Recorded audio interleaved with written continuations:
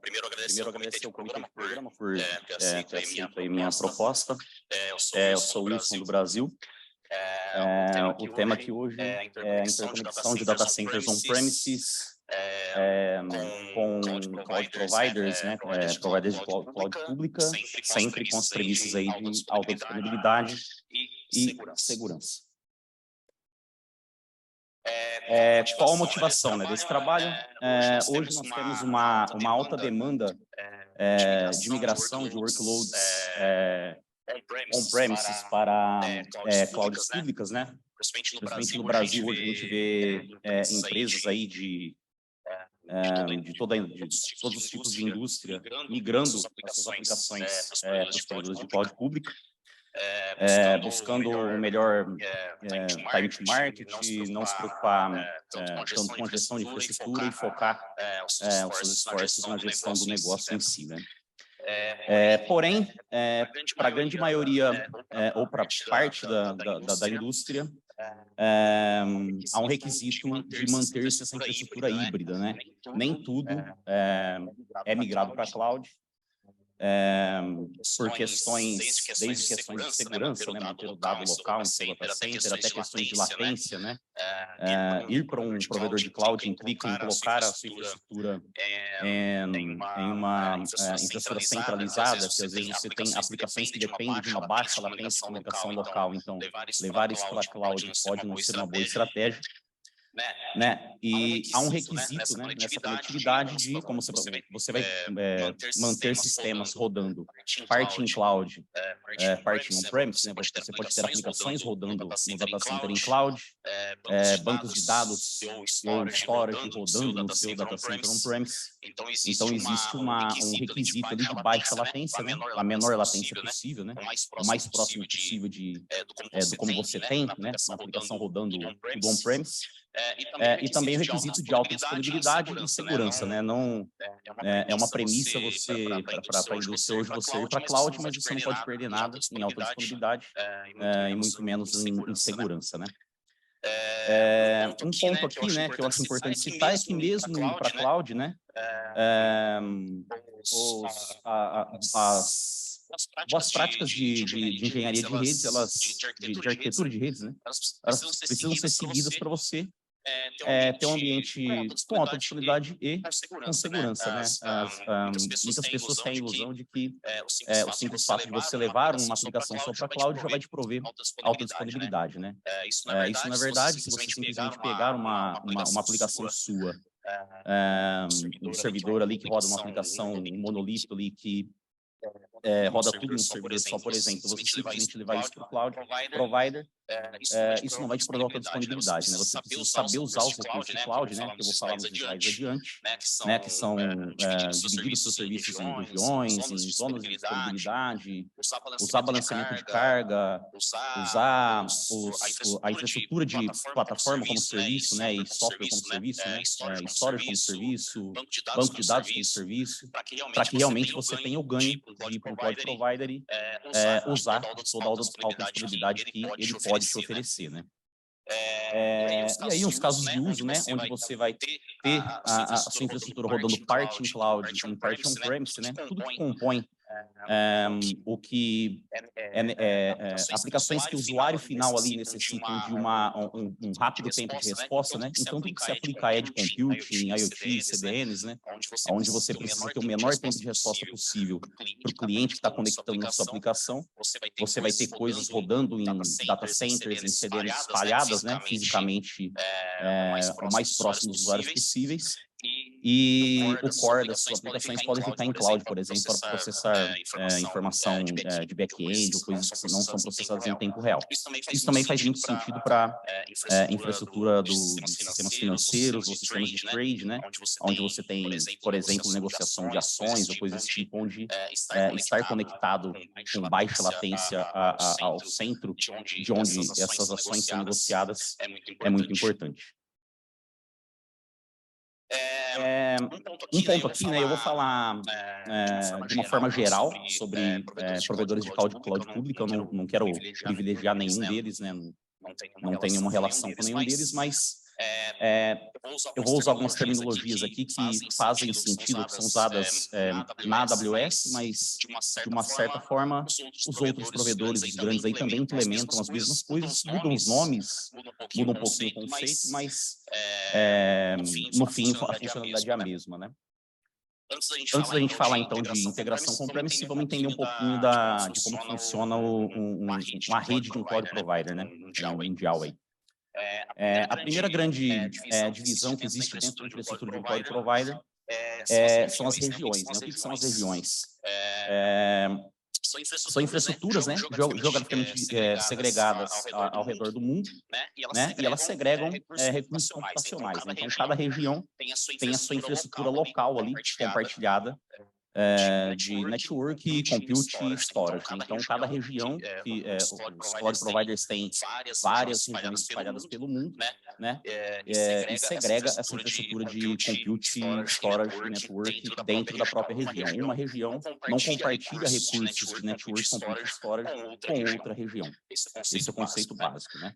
Os serviços estão geralmente altamente disponíveis, isolados dentro da região, né? Então, se você está usando infraestrutura como serviço, né? VM como serviço, simplificando, ou banco de dados como serviço, ou storage como serviço, ele vai estar replicado e altamente disponível dentro daquela região. Então, se você tem, por exemplo, uma região ali na América do Sul, você vai ter recursos de serviços que estão restritos à alta disponibilidade ali dentro, assim como você tem nos Estados Unidos, na Europa, Ásia e por aí vai, né? Essa é a segregação maior dentro do cloud provider. Uma notícia ruim aqui para a gente da América Latina é que, geralmente, os grandes provedores só têm regiões aqui falando de América Latina, em São Paulo, né? Então, comentei antes sobre requisito de baixa latência de comunicação, então, para quem está em São Paulo hoje, isso não é um problema, mas quem está em outras regiões fora do Brasil, ou até mesmo dentro do Brasil e outros estados, pode sofrer um pouco aí com essa latência de conectividade do on-premise com o cloud quando começa a movimentar os seus workloads para a cloud, né? Bom, dentro da região, você tem as zonas de disponibilidade, né? O que é uma zona de disponibilidade? Usando como exemplo a zona de São Paulo, né, South America, você tem, dentro dessa região, 3 zonas de disponibilidade. O que é uma zona de disponibilidade? Cada zona de disponibilidade ela pode ser um data center ou mais, né? Ela é no mínimo um data center isolado dos demais data centers, né? Como mostra na figura. E ela tem serviços isolados dentro da zona de disponibilidade. Então, para ser bem simplista, né, e claro, se você tem a primeira zona de disponibilidade, vamos chamar aqui de zona de disponibilidade 1, 2 e 3, né, como no desenho. A zona de disponibilidade 1, ela tem switches, routers, máquinas físicas que compõem uma pilha de infraestrutura ali para atender os serviços, que ela é completamente isolada da infraestrutura da zona de disponibilidade 2 e da zona de disponibilidade 3. Então, se você tiver um completo downtime de uma das zonas de disponibilidade, por exemplo, problema no facility do data center, acabou a energia, pegou fogo, coisa desse tipo, os outros dois ainda estarão em funcionamento, né?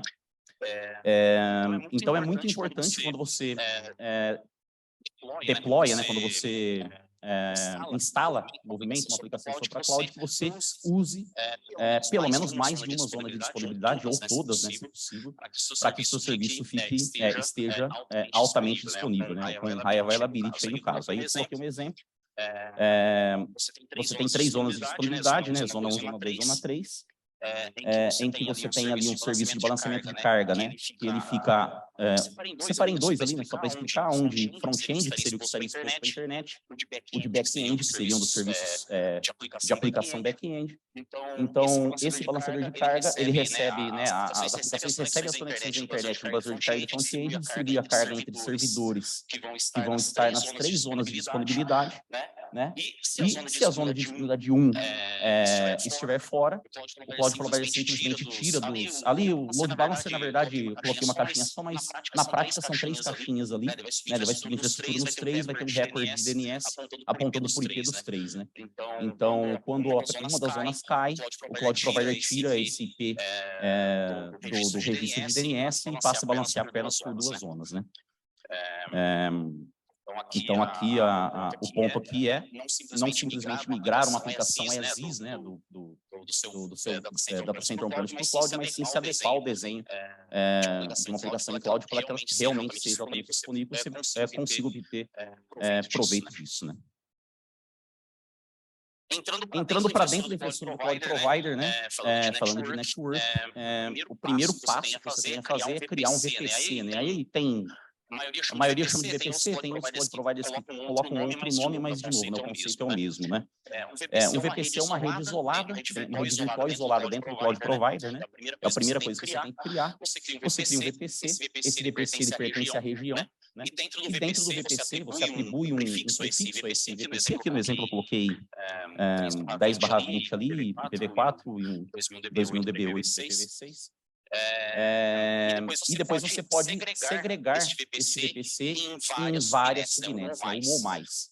Cada subnet ela vai estar atrelada a uma availability zone, ou seja, você cria uma subnet, fisicamente ali por trás ela vai estar em um determinado data center. Se você colocar na availability zone 1, por exemplo, se você criar uma outra subnet e colocar ela na availability zone 2, fisicamente ali por trás, ela vai estar em outro data center completamente segregado de infraestrutura desse primeiro data center. Então, a boa prática é você criar subnets divididas em todas as availability zones, né, todas as zonas de disponibilidade que o Cloud Provider tem. Elas podem ser IPv4 only, né, dual stack, IPv4 e IPv6, ou até IPv6 only, né? Temos Cloud Providers que suportam você criar VPCs e IPv6 only. E também existe a opção, né, do Bring Your Own IP, né, que é se você tem um prefixo IP público que você já usa no seu data center on-premise ou IPv6, você quer usar parte dele no Cloud Provider público, existe um processo, né, de agreement ali para você pegar um bloco seu e o Cloud Provider vai anunciar esse bloco seu para a internet e você sobe a sua infraestrutura usando o seu próprio endereçamento IP, né, assim.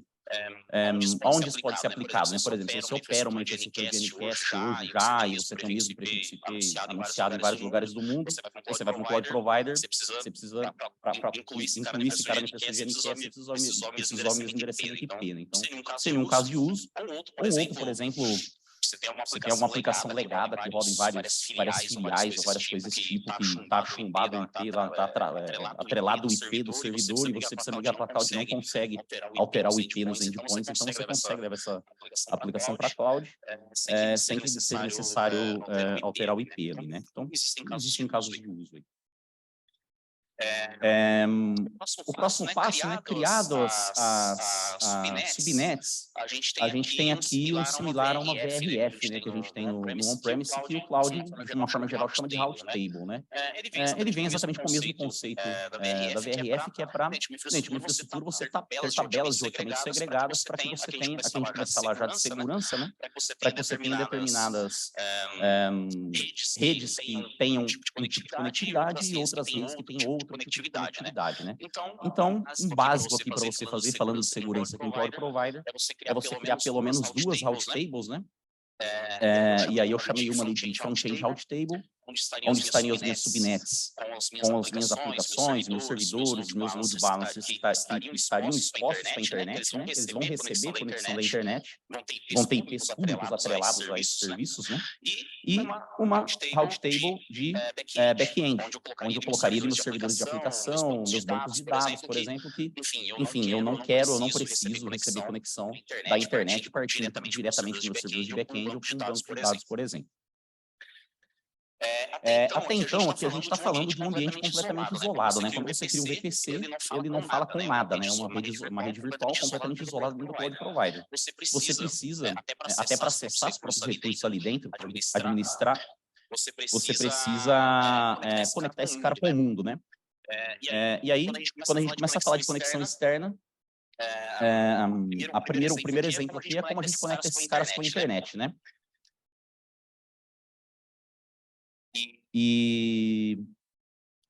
Bom, a primeira coisa aqui é a conexão com a internet numa subnet pública, né? Você usa um recurso chamado Internet Gateway, né? O que é o Internet Gateway? Ele conecta essas subnets públicas com a internet para o tráfego de entrada e saída. Então, aonde você tem máquinas ou balanceadores de carga que precisam receber acesso da internet, ele precisa ter uma rota default apontada para esse cara chamado Internet Gateway. Então, você pode associar IPs públicos a esses recursos e vai ter a possibilidade de receber conexões da internet, assim como startar conexões para a internet. O outro cara é o NAT Gateway, né? O NAT Gateway, você associa, né? Esse cara, a rota default da route table de back-end, e ele só vai permitir conexões de saída, né? Então, por exemplo, se você tem ali uma aplicação de back-end que ela não precisa receber conexão na internet, mas ela precisa sair para a internet para acessar uma API externa, por exemplo, ou até se conectar em um repositório para fazer atualizações, você usa o NAT Gateway, né? Então, para permitir conexões somente de saída. Aqui mostrando como fica essa tabela de rotas, né? Você vai ter ali o 10/20 apontado para a rede local e a rota default apontando para o Internet Gateway. Na route table de back-end, você teria o 10/20, né? A rede local, então. É interessante aqui, né? Lembrar que o prefixo do VPC, apesar de das subnets estarem em route tables diferentes, o prefixo local, todas as subnets se enxergam, né? Lógico, você consegue filtrar ali por Fire ou grupos como alguns load providers chamam, mas todas se enxergam. E ali na subnet back-end você tem a rota default apontando para o NAT Gateway. Então você tem uma segregação onde as subnets que estão na route table de front-end, elas apontam para o Internet Gateway de novo, vão poder receber e fazer conexões com a internet, e a quem está em back-end só pode sair. Beleza. Até aqui a gente só está falando de conexão com a internet. Agora, entrando no tema agora, de como a gente conecta isso em data center on-premise, aqui entra o próximo cara aqui. Não, ainda falando, né, esqueci de falar de IPv6 aqui ainda. Como eu falei, existe a possibilidade de usar dual stack ou IPv6 only, né?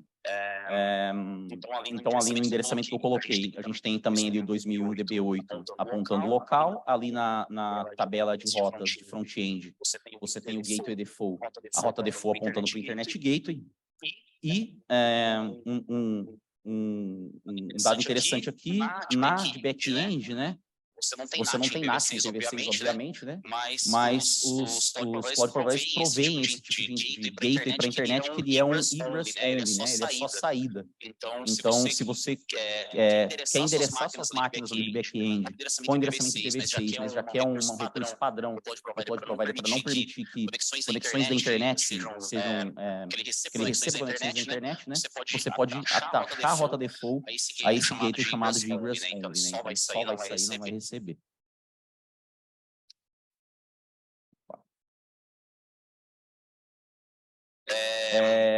Bom, aí agora como a gente conecta isso no data center on-premise, né? Então a gente tem uma outra figura ali, que é o Virtual Gateway, né? Virtual Private Gateway, VGW ali na sigla, que ele serve para conectar qualquer rede externa, né? Aí você tem opções de fazer via VPN, né? De internet, você estabelece uma VPN no seu data center on-premise de internet com o cloud provider, ou você cria uma conexão privada, né? Uma conexão física até o equipamento do cloud provider para chegar até a infraestrutura do VPC, né? E aí, você aponta, né, rota para esse Virtual Gateway, estabelece conexão, aponta a rota para esse Virtual Gateway para chegar nas suas redes privadas, né, e ao contrário também. Por questões de segurança, né? Já falando, né, como o tema aqui é também boas práticas de segurança, apenas as redes da route table de back-end ali devem ter rotas para chegar no seu data center on-premise, né? Porque você está expondo a sua camada ali de front-end numa route table separada. E aí, se tem alguma aplicação que precisa falar com banco de dados, ou storage, qualquer coisa on-premise, ela deve estar posicionada ali na route table de back-end, né?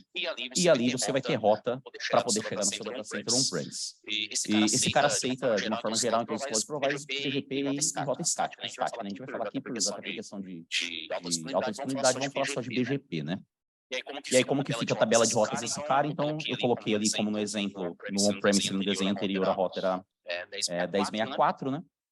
Então, ali apenas na tabela de roteamento, na back-end, eu tenho ali uma rota 1064/24, apontando para o VGW, né? Então, apenas máquinas que estão na tabela de back-end que vão conseguir falar com o fluxo on-premise. Beleza. Tá bom, dado isso, agora vamos começar a falar de como a gente conecta isso com o on-premise, né? Então, aqui eu coloquei no desenho um exemplo. Eu tenho dois VPCs, né? Ali o VPC, você pode ter N VPCs dentro de uma infraestrutura de um cloud provider, aí cada um tem o seu limite, né? É importante falar que cloud provider, você tem que estar atento sempre a limites, né? Então, um deles é quantos VPCs eu posso criar por conta e por região, né? Então, aqui eu coloquei, por exemplo, dois VPCs trabalhando numa mesma região. E eu tenho os VGWs ali na ponta de cada VPC. E aí, para eu conectar com esse cara on-premise, eu tenho alguns elementos que eu preciso deployar dentro do infraestrutura do cloud provider para que eu consiga estabelecer essa conectividade, né, com alta disponibilidade com o meu data center on-premise. O primeiro que eu vou falar aqui é o Transit Gateway, né? De novo, né, isso aqui é uma nomenclatura AWS, né? Em outros provedores, eles vão ter outros nomes. O Transit Gateway é um Interconnection Hub, né? A gente conecta com os VZWs, ele é como se fosse o seu core da rede dentro do Cloud Provider. Então, de novo, ele suporta conexão privada direta ou conexão via VPN. Sempre que uma conexão é recebida via link privado, ela é preferida sobre a rota via VPN, mesmo que sejam prefixos iguais de mesma métrica. Suporta roteamento estático e dinâmico. E aí, de novo, né, falando de limites, super importante sumarização aqui, quando a gente vai falar de roteamento on-premise cloud. Ele suporta ali 10 mil rotas estáticas e 1000 rotas dinâmicas, né? Parece bastante, mas dependendo do tamanho do seu ambiente, com certeza você vai atingir esse limite na prática. Né? O Direct Connect Gateway, ele é um recurso global, né? Ele serve para acomodar as suas conexões de Direct Connect, né? Então, basicamente, se você sobe a sua conexão física no cloud provider, ataixa ela a um Direct Connect Gateway, e a partir daí você pode ataixar ela em quantos tem um limite também, né, de Transit Gateways e até chegar nas suas contas. Por último, aqui no desenho, nós temos as Direct Connect Locations, né? Elas são, aí é o último ponto ali, antes de chegar no seu data center on-premise, que é o facility ali, o switch, o roteador, efetivamente do cloud provider, né? Todos, por região, sempre redundante, mais de um, eles estão geograficamente distribuídos. E ele serve para conectar, né, a sua infraestrutura. E você pode usar uma conexão dedicada, né, que é quando você compra diretamente uma conexão ali de um provedor de telecom, ou você, a gente chama de hosted, né, que é por parceiros, você aluga, né, uma fatia da conectividade que um parceiro tem, geralmente os data centers conhecedores de mercado, vendem esse tipo de serviço. Falando de alta disponibilidade, né, sempre o mindset aqui não muda, né, referente a você conectar data center on-premise, on-premise cloud. Então, conectar pelo menos usando duas conexões físicas, né, em dois Direct Connect Locations diferentes. Então, sempre, nunca conectar, você ter duas conexões, nunca usar o mesmo Direct Connect Location, o mesmo data center para conectar, sempre usar dois distintos. E também usar operadoras de telecom distintas, né, super importante, até para a questão aqui de análise física do PS, né, para saber se, partindo da sua infraestrutura até a infraestrutura do cloud provider, não existe nenhum lugar em que as infraestruturas se encontram, né? De repente, é muito comum você ter operadoras que você compra link de duas operadoras diferentes, mas em algum ponto elas se encontram, né? Porque, por exemplo, aqui no desenho, uma operadora, por exemplo, compra o last mile da mesma operadora que eu comprei o link, né? Então, se cai o POP dessa operadora que está vendendo last mile aí para outra operadora, a minha infraestrutura vai ficar indisponível mesmo que tenha dois links. Então, né, boa prática avaliar sempre a conexão física para que isso não use o mesmo last mile. Então, vale para on-premise, vale para cloud. Os cloud providers suportam conexões dedicadas de 1, 10 e até 100 GB, né? Se você usa para cima de 1 GB, a recomendação é usar conexão dedicada, você mesmo é dono da porta. Se você usa menos que 1 GB, né, não tem necessidade de usar 1 GB, você pode usar as conexões de parceiro, como eu comentei, né? Você compra lá 100, 200, 300, 500 MB e eles te vendem uma fatia da banda deles ali. Falando de roteamento, como eu falei, suporte estático e dinâmico, né? Mas por boa prática, facilidade, roteamento dinâmico, convergência, usa sempre BGP. Você pode usar um AS privado, né? Se a sua conexão for apenas para falar com aquela sua infraestrutura de máquinas, ou a sua infraestrutura que está dentro do seu VPC, da sua infraestrutura privada, ou você, se você for um AS, tiver um AS público, você também pode usar o seu AS público ali. Por padrão, né, você tendo duas conexões com o Cloud Provider, ele sempre vai aplicar o SMP, né? Então, igual o Host Path Protocol, você vai anunciar o mesmo prefixo por dois caminhos, o Cloud Provider vai balancear pelos dois. Isso, se você não tiver nenhum problema com tráfego assimétrico, aplicações que sejam sensíveis a isso, ou você tem um firewall, por exemplo, nos sites em que o tráfego não pode sair por um e voltar por outro, você pode aplicar, fazer a aplicação do Active Standby, né? E aí, BGP padrão, você pode usar, por exemplo, ali eu dou um exemplo no link de baixo ali, colocar um prepend de alguns AS no seu anúncio e setar o local preference para alguma coisa menor que 100, para que ele não prefira nem entrada nem saída por esse link, né? De novo, falando de maximalização, super importante ali no VGW, o Direct Connect, o Transit Gateway suporta 1000 rotas, mas o Direct Connect, o VGW só 100, né? Então, sempre pensar em anúncios sumarizados para você chegar em algum momento e não estourar esses recursos, né? Falando de disponibilidade, BFD, o Cloud Provider, os Cloud Providers também suportam BFD, né, Bidirectional Forward Detection. Então, se você olhar hoje, tem padrão, RFC sugerido 90 segundos, equipamento Cisco 180 segundos, 3 minutos, né? Então, a queda de um link pode impactar em até 3 minutos a convergência de um link, né? Então, implementar BFD para isso. E também LSCP, mesma coisa, LSCP para prover ali agregação de links. Você tem um link de 1 GB e 1 GB está pouco, você não precisa subir para uma porta de 10 GB, você pode agregar portas de 1 GB, né? E também isso vai prover alta disponibilidade por DX Location, e até se você tem ali um switch em pilha, pode ligar um link em cada switch, e aí mesmo um switch físico ali caindo, morrendo, você permanece conectado àquela infraestrutura ali. Estou correndo um pouquinho aqui que o tempo está acabando. Falando um pouco de segurança de dados em trânsito, né? Você pode implementar o MACsec. MACsec é a criptografia Layer 2, né? Criptografa o payload do pacote do frame Layer 2, né? E o problema aqui é que tanto o seu device, né, o device on-premise, quanto o path, né, o caminho, ele precisa suportar MACsec, né? Então, o MACsec é feito em hardware, então nem todo equipamento suporta. E também, de novo, ali o caminho inteiro, né? Suportar o datagrama de MACsec para que do seu switch de origem, o roteador de origem até lá, chegar no Cloud Provider, esse datagrama MACsec, ele passa pelo meio do caminho, né? Uma alternativa mais tranquila, né, que todo mundo suporta é você usar uma VPN IPsec em cima de uma conectividade que a AWS, por exemplo, chama ali de Public VIF, né, Public Virtual Interface. Então você tem esse cabo físico ligado na infraestrutura do Provider e sobe uma dessa Public Virtual Interface, que vai te anunciar os prefixos públicos, né? AWS no caso aqui, então todos os prefixos públicos onde estão hospedados os serviços do Cloud Provider, eles são anunciados para você dentro dessa conectividade privada. Entre eles, os IPs dos equipamentos lá que são usados para fechar VPN na internet, né? Então você com a conexão privada recebe os prefixos públicos e fecha uma conectividade VPN por dentro dessa sua conectividade privada. Lógico que aqui, né, você precisa ter endereçamento IP público, IAS, né, como é o caso de todo mundo aqui, só que você vai estar limitado ali, porque essa interface pode ser de 10 GB, mas VPN IPsec ali geralmente tem uma limitação próxima de 1 GB, né, então vai prover segurança, mas pode te diminuir um pouco aqui em velocidade. Para terminar, acho que cabe uma apresentação completa sobre isso, para falar da parte de como servir aplicações para a internet, né, em Cloud Provider, mas só para citar aqui que também o Cloud Provider, por si só, ele não vai resolver o seu problema de disponibilidade e alcance global quando você hospeda uma aplicação na internet, né? Então, voltando ao exemplo aqui, eu tenho um VPC que ele está na região da América do Sul, né? Os serviços vão estar localmente ali, rodando nessa região da América do Sul.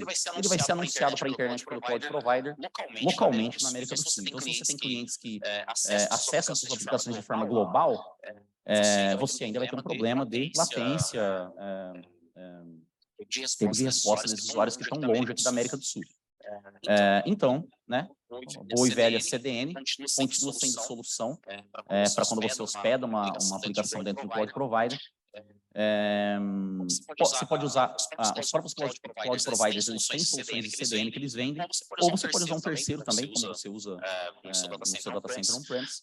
Uma coisa legal para falar aqui de uso de CDN em cloud provider é que o cloud provider ele cobra o seu tráfego de saída, né? Então é byte out, né? Então, quanto mais você tem de tráfego cacheado na CDN, menos tráfego você vai estar tendo de saída da sua infraestrutura em cloud. Então é menos que você paga no fim do mês por essa infraestrutura, né? Diferente de você ter um link on-premise, né? Você compra 1 giga.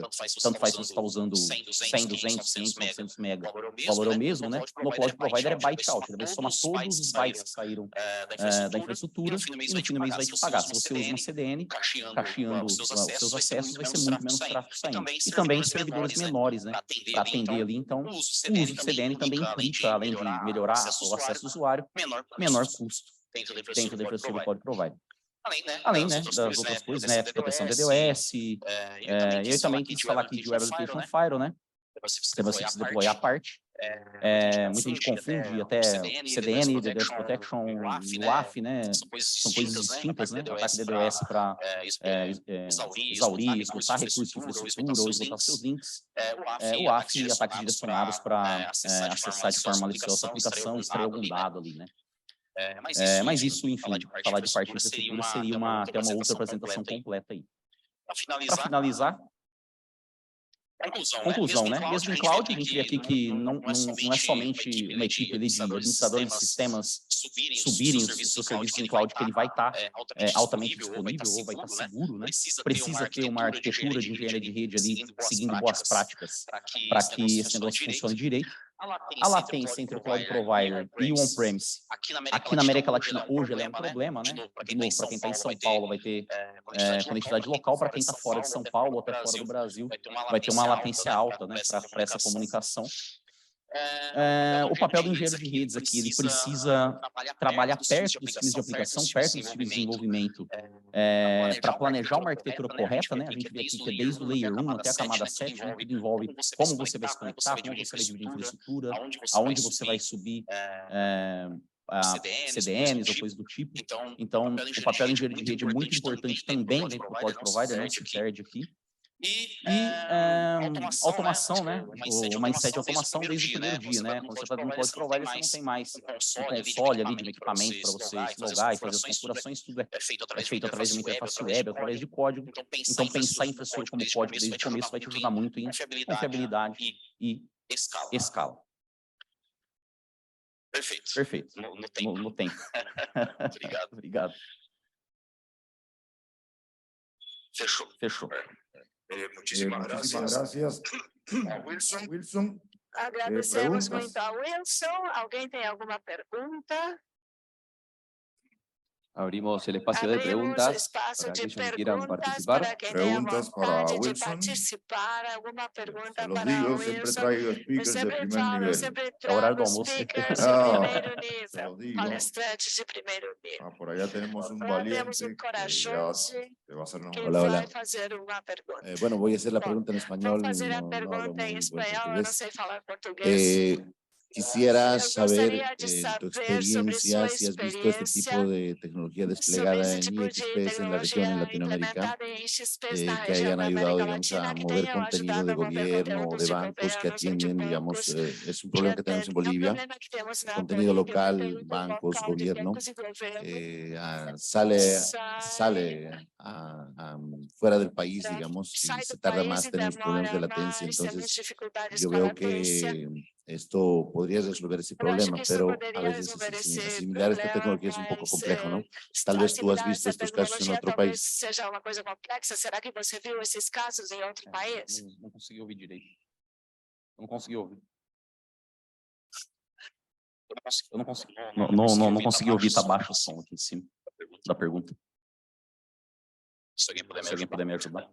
Sí, la pregunta concretamente sería A si pergunta em tú has concreto visto seria que se los você IXPs viu en que algún os país XPs em algum tengan este país tipo de têm tecnología esse tipo de implementada para tecnologia facilitar el implementada contenido que es muy para local, muy del conteúdos país. muito locais, muito Essa é do a pergunta. país. Ah, Essa é sim, a pergunta. acho que cabe aos... É muita oferta e demanda, né? Acho que os cloud providers acabam colocando a infraestrutura em São Paulo, que eu acho que é onde tem o maior interesse de tráfego. Mas eu acho que aí, até tem pessoas aqui dos cloud providers presentes aí. Eu não sei dizer qual é a conta, né, que é feita para saber o quanto eu preciso de tráfego ou quanto eu preciso de clientes para poder criar uma infraestrutura local. Mas eu acho que é a questão de uso mesmo, né? Quanto mais aqui na América Latina a infraestrutura de cloud começa a ser usada, né? Mais a indústria, de uma forma geral, começa a migrar os seus workloads para a cloud, mais vai aumentando a receita e o pessoal tende a criar infraestruturas espalhadas, né, por todos os países aí.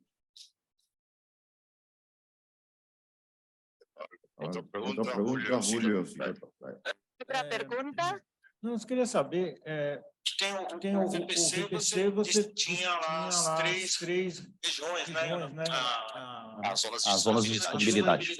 A implantação da aplicação nessas três zonas, ela é feita automaticamente, ou seja, ou você tem que fazer manualmente, não tem uma aplicação do cloud provider que você fala, olha, me coloca nas três zonas.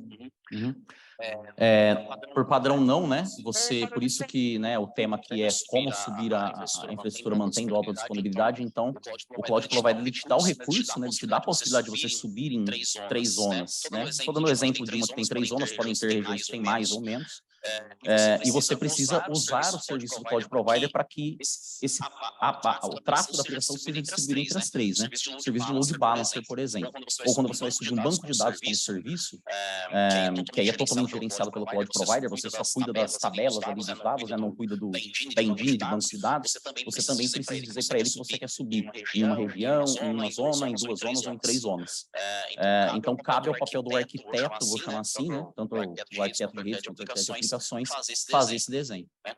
Existem evoluções aí quando a gente fala de Kubernetes, EKS, coisas desse tipo, a gente já pode deployar, mas por padrão não. O cloud provider te dá a opção, até porque custa isso, né? Você subir em uma região custa 1, em uma variable zone custa 1, em 2 custa 2, em 3 custa 3, né? Quanto você está disposto a pagar. Mas a sua pergunta é diretamente ligada a isso, né? Não basta pegar um servidor, fazer um ISO dele, uma cópia dele, tirar um TAR ali e subir num servidor standalone em cloud provider, que ele não vai te trazer a disponibilidade, né, que você está esperando. Pode ser até que fique pior, porque o cloud provider vai desligar o servidor no meio do dia, migrar essa máquina para um outro lugar e não vai obedecer às suas janelas de manutenção, por exemplo. Né? Então, é super importante quando você me levar para cloud provider, você seguir uma arquitetura ali até tem documentos, né, que eles publicam, né, de well architected, né, sobre como você usar melhor a infraestrutura.